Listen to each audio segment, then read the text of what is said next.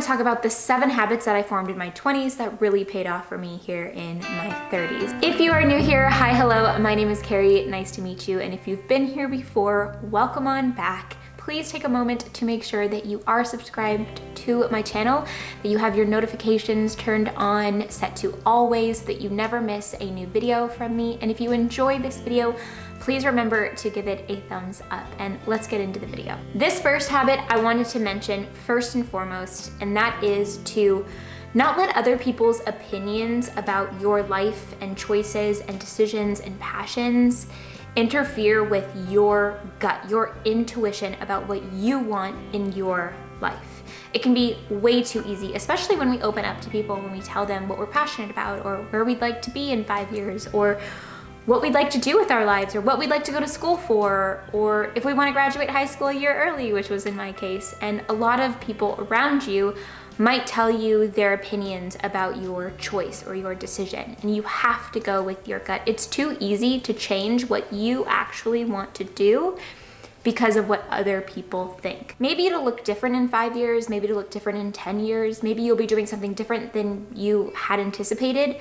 But that journey, that passion, that spark is normally the direction you should follow, because it's going to lead you to exactly where you're supposed to be. Habit number 2 is to say yes even when it's out of your comfort zone. Now, in my 30s, I'm a little bit more quick to say no to things that I know will kind of disturb my peace and are things that I don't need to do anymore. But in my 20s, I said yes to a lot of things that were out of my comfort zone. I said yes to a lot of like trips or travel or improv classes, or just things that were maybe a little bit out of my comfort zone, but I did it anyways. And once you do something, you might find out actually that you love it, or you might find out, yep, this isn't for me, and then you can move forward in life. But you can find out firsthand if something's not for you. It's sort of that trial and error mentality. And I think in our 20s, that's a perfect time to really go out there as an adult, try new things, and come to your own conclusions about yourself. I think it's too easy for us to say, I am blank. I am not good at this. I am too shy. I am too, like, put any word in this blank space, because whatever we say after I am is really our truth. The more we speak into existence and say, I am too tired, I am, these things just tend to be true because we're speaking them into reality. So if we really just allow ourselves to say, like, I am confident enough to do that. And if you're in your 30s and you look back and you're like, I didn't travel enough, then this is the perfect time to go out and do that, because you're probably in like a more established place in your life. You know yourself really well in your 30s. You're starting to get to know yourself a little bit better than you did in your 20s. And now you can go travel to exactly the places you want to go to, and it is never too late to travel the world, experience different cultures, and just learn so much about this beautiful planet we live in. The third habit I have for you all is to create a healthy sleep cycle. This is crucial for us. This modern world gives all of us a lot of anxiety. Most people today are anxious, and I know that so many people throughout the evening have anxious thoughts that come up, or just thoughts about the future, or just thoughts in general, to-do lists. A lot of people deal with insomnia. I get comments on my channel regularly because I've made a lot of videos about how to support your sleep. I've made videos about nightly routines to really set yourself up for a good night's sleep. I've talked about how to wake up early in the morning feeling refreshed. So if you need some assistance there, you could definitely check out those videos. If it's severe to the point where you've tried everything, then definitely go talk to a doctor, a professional in that world, because it's so important for us to have the time to rejuvenate in the evening for our overall health and also for our mental health. My next habit is to create boundaries where need be. It's easy in our 20s to just think that we need to be everything for everyone. We need to be available for everyone all the time. We're kind of in the space where we're trying to figure out ourselves, so we don't know how to protect our energy and really what we need to do. And obviously some 20-year-olds are way beyond this and they totally get it.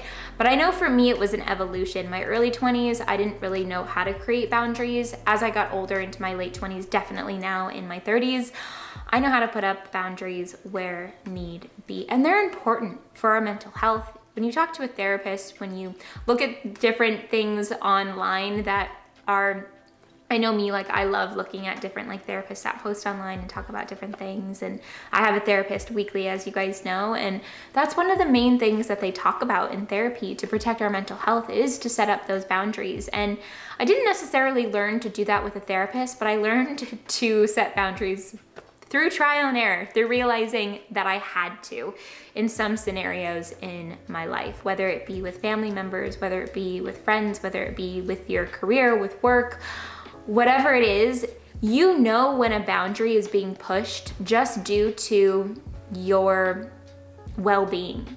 You thinking about, this seems like something I shouldn't be having to deal with. This seems like this person is pushing a boundary here. Your body, your mind will tell you when a boundary is being pushed and when you've had enough from a certain person or a certain scenario. And it really depends on the scenario, but let's say you put up a boundary with a family member.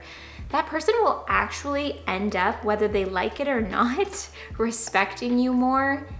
And maybe it'll make them mad in the moment, because when you set up boundaries in your life, you kind of know when the boundary needs to be set if the person's mad, because they're mad that they can't push that button anymore, or they can't push you to do the certain thing that you want or treat you a certain way. When that person's upset about that boundary, then that is really telling that that boundary needed to be set. So pay attention to those signs and place those boundaries where they need to be to protect your peace. The next habit I have for you guys to form in your 20s is to learn how to cook from home. It's too easy to go get takeout, to get good drive-through, to just go to Trader Joe's and get those prepackaged meals. That's what I did all the time because I lived alone. And it just wasn't as exciting to cook when it was just for myself. But then I started to do it every once in a while. When I had the time, like on a weekend or whatever, I would put stuff in the crock pot, and it just felt so good to learn about just like the basics. Even if you think you're not a good cook, we can revert back to what I said earlier, which is the I am blank.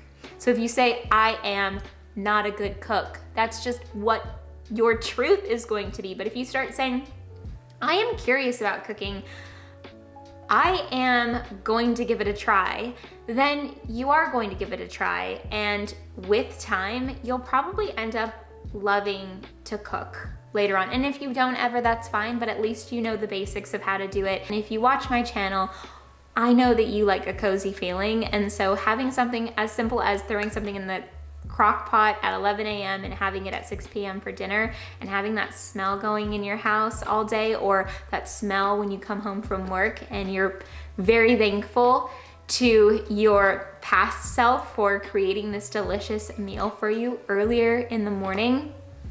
It really is such a great experience. And I know for me, when I turned like 28 and got into my 30s, I became really in love with cooking, and it's something that I really enjoy now. And I love like cooking for my husband and I, and he loves to cook too. So there's a lot of cooking going on in our house, but it's definitely good to learn how to cook. And it might come later on, and that's okay. My next habit for you is to pay down your debts in any possible way that you can. And I know that this one's really tricky and kind of a tough subject, because sometimes in the current juncture in your life, you just have to have debt, and that's just what you're doing. And maybe you can't pay it down at the moment, but I truly believe that in most scenarios, you have the ability to pay it down in some way or another instead of just doing that minimum payment. And maybe if you're just doing the minimum payment and that's all you can do right now, that is okay. You're still paying down that debt.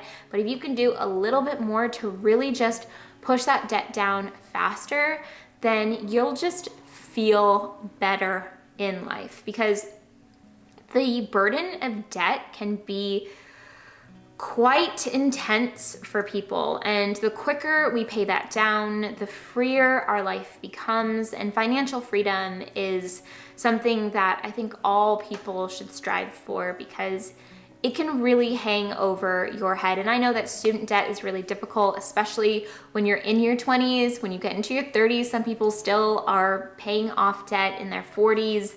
I get that, depending on what your situation looks like, but really trying your best to get that down as much as possible and not racking up credit card debt while you have student loan debt, and just really looking at that, asking yourself if you need certain things when you're already in debt. Just taking a step back and saying, what can I do to make my financial freedom more of a priority in my life? And lastly, but definitely not least, make sure that you learn how to spend time with yourself alone and how to be silent. This is something that I really learned in my 20s when I lived alone in an apartment. I spent a lot of time alone, and I've always been quite comfortable with being in silence and kind of just not doing anything and really reflecting on life and what I've done and what I want to do. And I think this is something that's so important. It's too easy for us to constantly make ourselves busy and distract ourselves with a book or a podcast or an Audible or a movie or a series or even music. And all of these things are beautiful things, right? I love reading. I love music. I love watching movies. I love listening to podcasts. I love Audibles. But sometimes it's so important for us to just sit back and be silent and to allow ourselves to think. When we can't sit with ourselves in silence, allow ourselves to think, or also meditate, which is sitting with ourselves in silence, then we kind of have a big issue. Because why can't we be with ourselves? We have to learn to appreciate our own company, our own thoughts, because we are all we really have at the end of the day. And of course we have family and friends, but we are always within ourselves everywhere we go.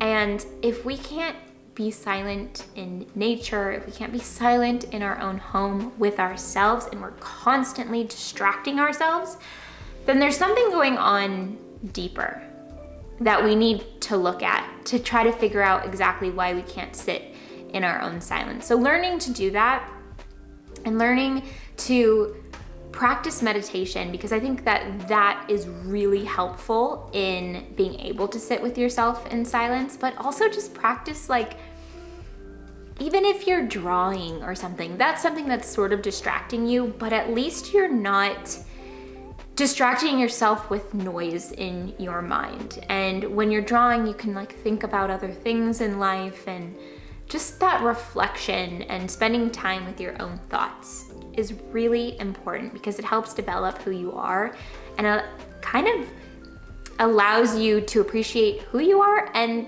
to be comfortable with your own thoughts. I think that's really important. So thank you all for listening to this video, for watching, for being here, and I hope that you enjoyed it. Let me know if there's any other habits that you guys think are really important to create in your 20s that have paid off for you. I'd love to hear from you guys, because I've only shared 7 here. There are so many more that can be applied. If you enjoyed this video, please remember to give it a thumbs up. Thank you for watching, and I will see you all next week. Bye.